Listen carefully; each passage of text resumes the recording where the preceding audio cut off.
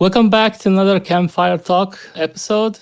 I am Robbie, one of your regular hosts of the show. And today, our guest is Jonas from Norway, who is organizing together with the Extinction Rebellion in the climate movement in Norway.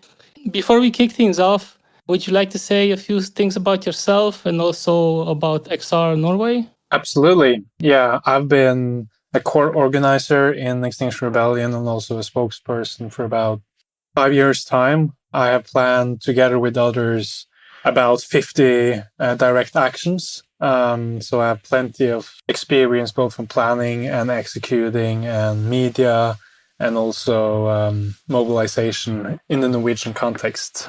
I've also been trying to set up other initiatives, such as try to put up some new student movements, and also been building the Nordic Climate Justice Coalition within the Nordic climate movement, but mostly on the civil disobedience and direct actions.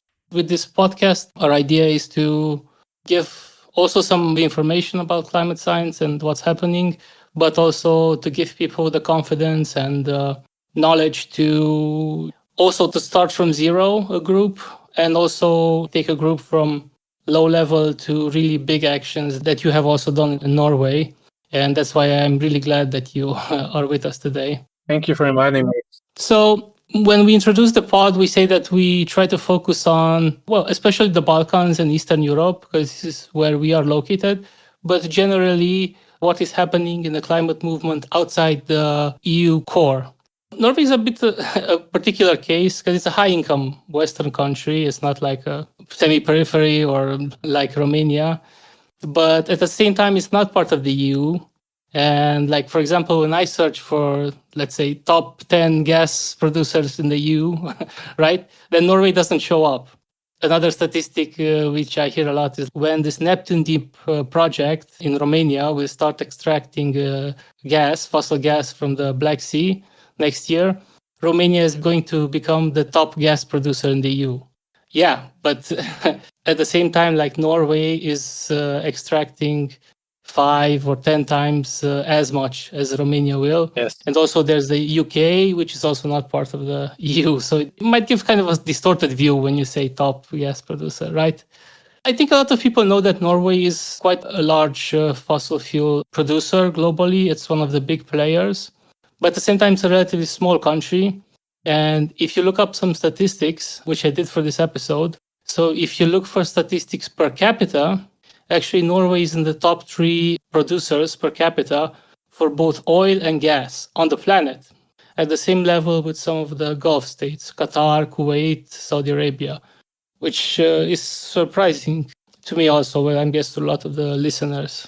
So that being said, can you tell us a bit more about the role of fossil fuels in the Norwegian economy and how is that perceived in the public consciousness, especially considering how the climate crisis is accelerating in the last few years? Yeah. So Norway is Europe's biggest fossil producer by quite a margin. We are the 7th biggest fossil exporter in the world when it comes to gas, and around top 10 when it comes to oil. So we're massive. But I think for both in the Eastern Europe and Western Europe and across the world, Norway is often portrayed as this green country that's sustainable. And that hasn't just happened by luck. It has been very smart marketing and very smart PR to kind of frame Norway as green. But we have this massive dilemma that we are not only a big fossil producer today, but we are one of the most aggressive expanders of oil and gas today in this world. On the offshore, we have the highest investments in new fossil infrastructure. So it completely shatters that view. But it's not just how people look at Norway from abroad, but also within Norway. So if we're a Norwegian citizen and you brought your kids to football training, you would see that football training camp would probably be sponsored by Equinor which is the Norwegian oil state thing. And then when school children go to museums, they're very often funded by, museums are funded by the oil. So it's this very strong identity in Norway connected that oil is kind of, that's our welfare system. And that was quite interesting. And I think it's really something to learn from as well. When we found oil in 1969, we decided that this money is not just going to go to some few billionaires. We're actually going to put that money into a fund that's going to fund the welfare system. So if you look at, for example, UK organizers against climate, when they try to stop oil and gas, it's easier to be like, we are the people versus the 1%. But when we are talking, we have to stop expansion, we have to stop because we're in an ecological collapse. Then kind of the sentiment within the population is that, no, oil is part of our identity. It's what brings our welfare, and it brings a lot of joy to all of us. So it makes it a very difficult context because people are so comfortable. They don't experience climate catastrophes and like droughts and to that degree. And we're still the one that earns so much from it. They're funding humanitarian organizations, museums, our soccer team, our cycling team, our ski stars. Like everything is kind of branded as Norway's success is due to oil and gas. So when I say we should stop, I'm kind of attacking something that's very Norwegian, and people are like, no, we can't talk about that. So that's a bit different, I think, than some other fossil producer country. Norway has this so-called sovereign wealth fund, if I'm calling it correctly. It's basically a fund which has been established from the profits from the national oil company and the revenues from fossil fuel exploitation. And then it invests in other stuff to create basically profit, but profit that goes to the public. And it's interesting, this fund is the biggest in the world. It's twice as big as China's sovereign wealth fund, like 2 trillion. Of course, there are other like private hedge funds and stuff that are bigger, but it's the biggest public sovereign investment fund. It's a very interesting entity, and it matters because it's so large. It matters what it invests in. And I read that there is this ethical divestment system. The idea is to disinvest the money from this fund from companies that are problematic. But I also read that last year they put it on hold for a year to figure out if it's going to continue or what. I'm curious if you know more about this. Yes, so I have planned many action against this fund, so I know it very well. So just to give some background information, when we found oil, we were like, let's make a sovereign welfare fund where the profits from oil and gas is put aside. So if we get 100 billion in profits from oil and gas, we put it in there. And then there's a rule that like that fund is supposed to be for kind of generations to come.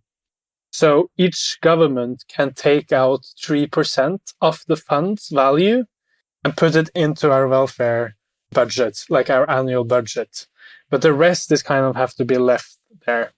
And in the 70s and 80s, lots of the money went into that fund, and then some of it went back to the like national expenditure, but it became bigger and bigger. So in the beginning, it was a lot connected to fossil fuels.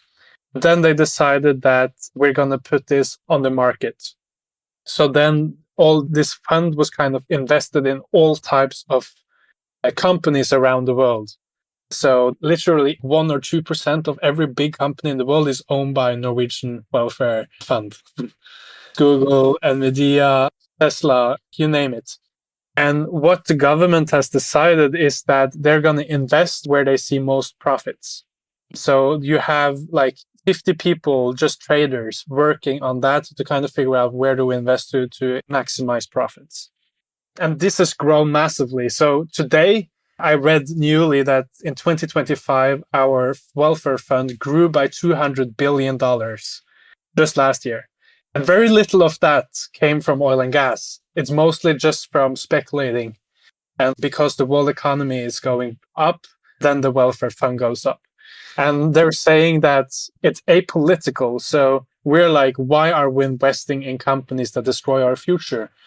why can't this fund pull out of fossil fuel companies and rather go to renewables? But then the government says, we want this fund to be apolitical, and then we invest in whatever, let's say fossil fuel is 5% of the world economy, then 5% of our stocks is going to be in fossil fuels. If 10% of world economy is in housing, then 10% of our stocks should be in housing.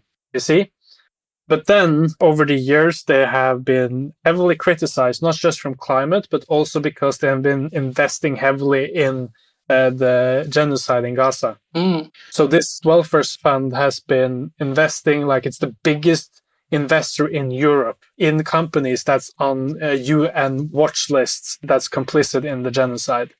So the Palestine movement and also climate movement has kind of come together and had lots of actions against, like saying, this is fundamentally breaking our human rights. You're investing in human rights and ecological collapse and genocide. This has to stop.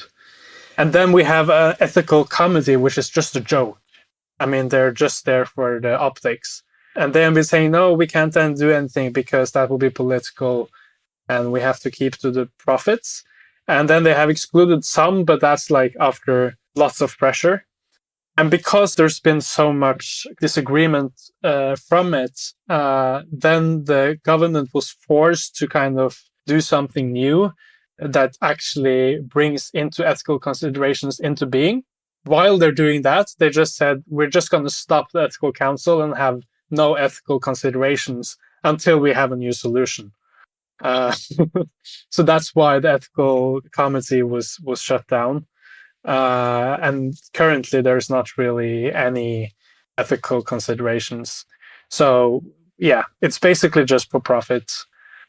Most politicians, they would say this is a fantastic thing that is making sure that our future generation have lots of money. But if you speak to any climate or Palestine action, you would just say they're openly supporting human rights violations and genocide and ecological collapse as long as it's profitable. Do you have a feel for what the people in general feel like someone who is not politically engaged? There have been surveys where 80% of the Norwegian population say that they don't want the oil fund to invest in human rights violations. So the Norwegian people want much stronger ethical rules, but the financial sector is not really willing to that, it seems like. Well, that basically summarizes what's the problem with the capitalist world system, right? Yeah, it does. Of course, we don't want to give like a 3-hour lecture about Norway's economy and stuff. Just kind of a feel for what are the issues.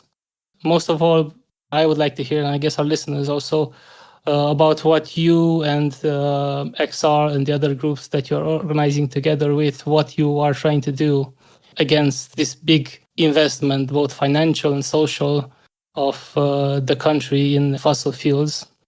Could you just describe a little bit what the climate scene is like in Norway? Is it small? Is it big? Maybe what are the major groups, if there are a few major groups that are active? And is the climate movement focused more on direct action or more like lobbying or lawsuits, stuff like that? Yes, so I would say the environmental movement in Norway has long historical roots because we're a very nature-rich country. So you have more like classical NGOs doing lobbying and writing reports and these types of big organizations with tens of thousands of members, which is quite a lot, given that Norway is like 5 million people. So the environmental movement is quite big, but they are very much NGO lobbying oriented. And then you have a bit more disruptive direct action groups. I would say XR Norway is the biggest one. You also have some recently after the A22 network where you have like Stop Oljeit and people like Stop Oil Licensing and people against fossil power. That's been other type of organizations that doing more like high-vis, like stunts actions. And then you also have some other youth organizations like Nature and Youth that are doing also civil disobedience, but mostly do political work. So I would say it's quite tilted towards more like classical, and also like lawsuits is quite big. You have Greenpeace, Nature and Youth, and other organizations doing bigger lawsuits against the Norwegian state. I read that last year or a few years ago, there was a lawsuit brought by, I guess, Greenpeace and some other groups at the European Court of Human Rights against the country for basically investing in the climate crisis. But I guess that was lost, I think, if I read well. Yeah, they lost also in the Supreme Court in Norway, and then they took it further. But there are several lawsuits now. That lawsuit's going to the European Court was about whether the Norwegian government is handing out new licenses in the Arctic. And like, is that unlawful? Can they do that? Or is it not? And at least the Supreme Court was like, that's a political question. The court system cannot have an opinion about that. Whereas more global recent lawsuits is more like, no, there actually are obligations states has to follow, and expanding fossil production is against those. And it's not just political, it's a matter of survival. And there are some actual absolute obligations here. There are new lawsuits going on now. We have been winning some of them. It's just ridiculous. The government says, to give an example, just to show you how it is in Norway, because everyone is like, oil is super good and it's a good thing. And the narrative is that one, Norwegian oil is green. That's like when Trump is saying clean coal, clean coal. Exactly. And the second is we need more oil and gas to help Europe switch from Putin. When Yggdrasil, which is like a massive new oil field, when that was opened in the parliament documents, it says that if we open this field, it will reduce 50 million tons of CO2 because this oil is cleaner than all the coal in China, which is just insane. So they literally said if we open this big new oil field, it would reduce more emissions than all Norwegian emit altogether in a year. And then we took that to court, and the court was like, the numbers you're using is not correct. Like, there's no science here. So the state lost because they were just manipulating numbers to create this. So there was no democracy here. So that's why they lost, because they were manipulating the numbers. But now they're just coming up with a new equation, and then they say, well, this is still good. This is mind-boggling. Also in Romania, this big oil extraction project, Neptune Deep, is going to start next year. And I think in its environmental, feasibility study, it also said like it's going to have a negative carbon footprint because the gas is going to displace the coal, energy produced from coal plants in Romania. And they literally said it's going to have minus tens of gigatons, whatever. I don't know exactly the scale of CO2, which is like the stupidest thing I ever heard. This seems like the same kind of accounting. Yeah. And I think this illustrates quite well why, in a way, classical politics are, a bit bankrupt or inadequate to address the climate crisis, especially as we have also been exploring in our episodes, with this new added information of tipping points, which we are about to activate, and this acceleration of warming, which is a relatively new process. And everything just compresses the timelines, and all these lawsuits and lobbying and everything takes a lot of time. And a lot of the time they don't even end in something useful. And so that's why with this pod, and I personally also support especially this kind of disruptive direct actions, which you are also have done several big ones in Norway. And so I would like to ask you to talk about some of these actions if you want. Absolutely. Let's go. So there's been many, but the biggest one was last year in August. I and just a couple of other people planned the biggest direct action against Norwegian oil ever. And we managed to gather quite a lot of activists from the Nordics, some also from Europe. There were some from Italy, France, UK, and Germany, and so forth. And we were about 250 people. First, we had this big political week in Norway where we had like 10, 12 different actions. One of them was the state has this debate channel in the water, and we swam there with banners and surrounded it and then went up on stage and disrupted it live. So that was really cool. And then the main thing was We went to Mongstad, which is one of Europe's biggest oil infrastructure. It's just massive. It's like 10 kilometers long. And through that facility, it goes like tens of billions of kroners each day. So what we did was we blocked all entrances, both to sea and land, for 36 hours. Nice. And that really got a lot of attention. Really was a huge thing. That also changed the election a little bit because it was like 3 weeks before the election. At that time, nobody spoke about climate and oil, and the far right was kind of winning, and the Greens were not doing so well. And after that action, it switched, and the Greens came up enough to make sure that the far right didn't win. And the Greens were like saying, I'm not sure if we would have made it without your actions. So that was a big thing, big win. We had Greta Thunberg, which is always showing up in solidarity and never putting herself, like not taking space unnecessary. We also had Aurora, which is maybe the biggest Norwegian singer. She's massive. You guys have to hear her. She's like selling out O2 in London easy several days. So she came to that action and sang for us, and that caught like millions of viewers on social media, and like 60 media outlets globally covered it. So that was big. And then we came back for like more mass actions in Oslo, where we, for example, we surrounded the kind of the street around the parliament, and we put up a people's meeting where we tried to gather the different solidarity movements, speak like, how do we build the people movement we need? So it was both like a disruption, but it was more of an actually sitting down in front and around the parliament and like gathering the ones that understands we need to build people power. So that's probably the big one. In total, we had like 20 actions for over 10 days. So it was quite hectic. That's awesome. It was mostly Norwegian activists or also people from all around Europe coming to support you? So kind of the more radical, disruptive part of the Norwegian climate movement is small. We're not that big. So we had very many activists from Denmark and also Sweden coming.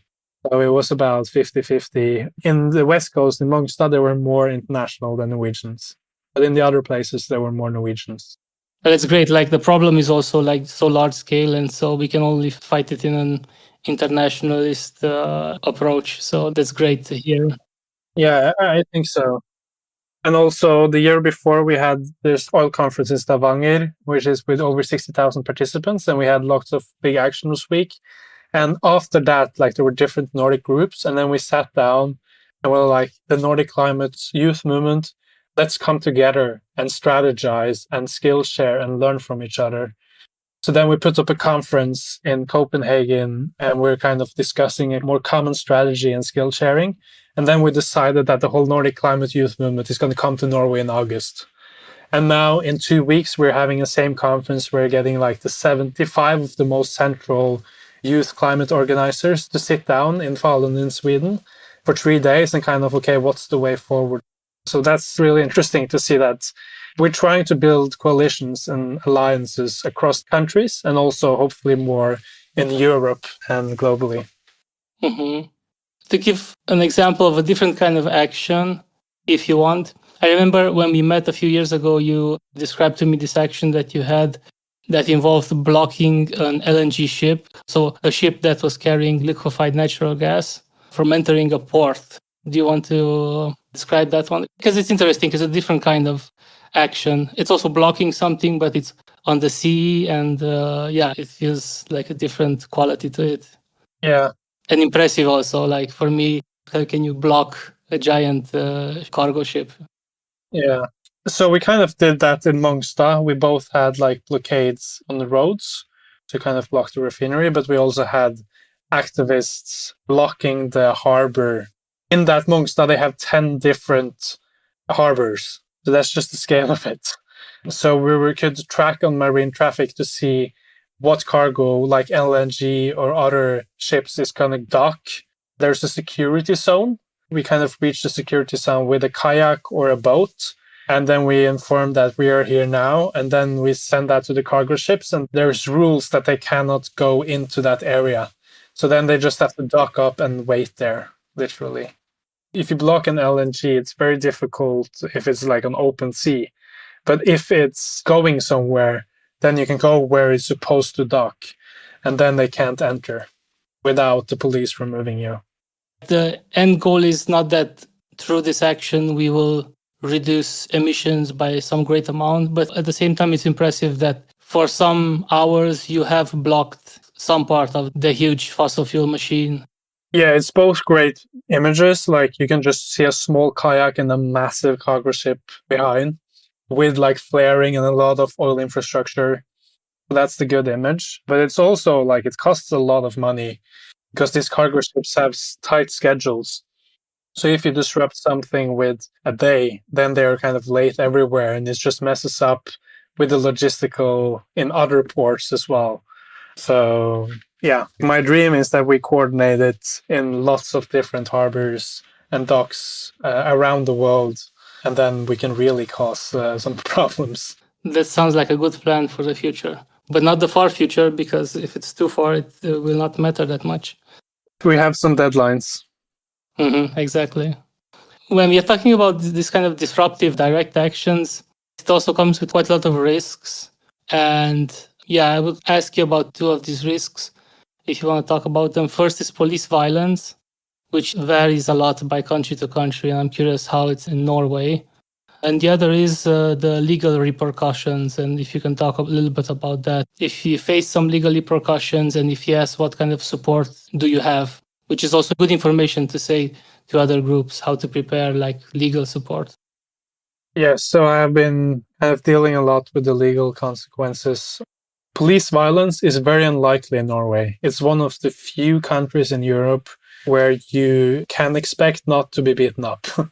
So I often did kind of police contact, and the Norwegian police is professional in the way that they respect you and your human rights. They're not going to use force and beat you up. They're going to have dialogue and then ask you to remove you. And if they remove you, they make sure that there are enough people to carry you so you don't hurt yourself. So it's very different. Like if you go just to Denmark, they will take a pain grip on you until you remove yourself, or sometimes to break your hand if you don't move. And I mean, I'm not going to need to say what's going on in Germany or France, where it's just insane. So it's very different. Norwegian police police violence is unlikely. So the police is nice, and sometimes they don't arrest you unless they have to, because it's a lot of paperwork for them to take them to court. But if you are taken to court, the fines are ridiculously high. So in Denmark, it's like 200 euros if you get a fine doing civil disobedience, peaceful. In Norway, it's between like 1,000 to 2,000 euros. So it's often 10 times higher in Norway than in Sweden and Denmark. So the way the Norwegian state has decided to crack down on protest is not to be confrontational and to give us the pictures of confrontations and those type of things. They're more like, we are here, everyone's agree, and you're allowed to protest, but I'm going to continue with oil. But they're going to kill you economically and try to stop you from using your right to protest economically. So that's kind of the way they're doing it. But the law system itself is fair. I actually won against the state in the Supreme Court anonymously a couple of years back because the police want to fine me, but I convinced them that they had breached my human rights and disproportional use of force. So there are kind of an independent judicial system in Norway, but if you're fined a lot. It's also surprising that with a fine, you got up to the Supreme Court with the case. Oh, we have had 8 cases coming up, and they take that seriously. They are criminalizing us and like really heightening the fines, especially if they see that we gain momentum. And with legal support, do you have lawyers in the environmental movement, or did you get support from, there are some international organizations which help, which our guest from Poland also talked a little bit about.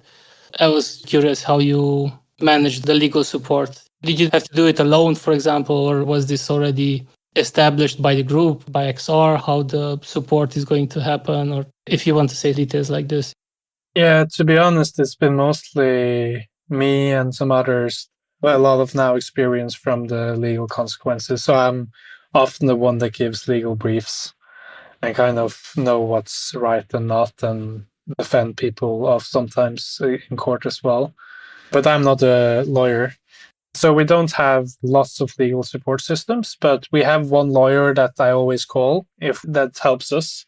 So if there's something in particular, I can call her and she responds.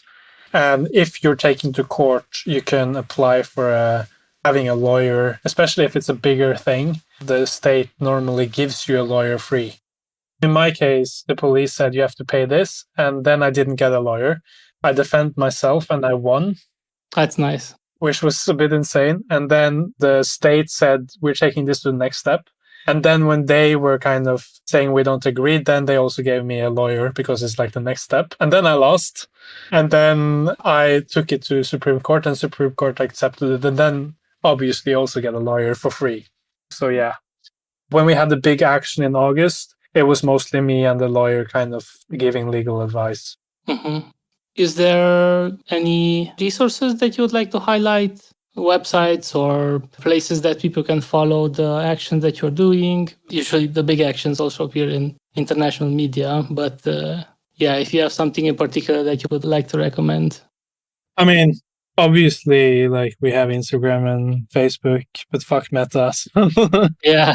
So we might have to, I'm not sure I'm going to recommend people using that, but the Extra Youth Norway Instagram also shows that doing direct action and grassroots is not just about actions, it's also about community dinners, socials, and having a good time, because you need that in order to not burn out and to be able to stay in this fight.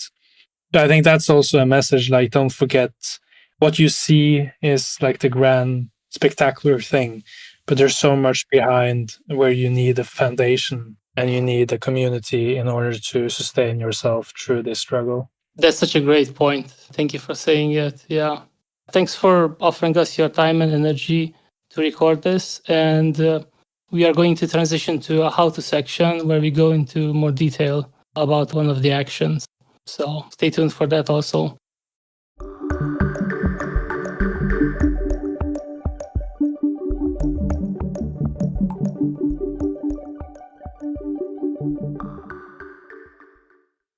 If you appreciate our work, please like the videos and subscribe to our YouTube channel to help us get the word out.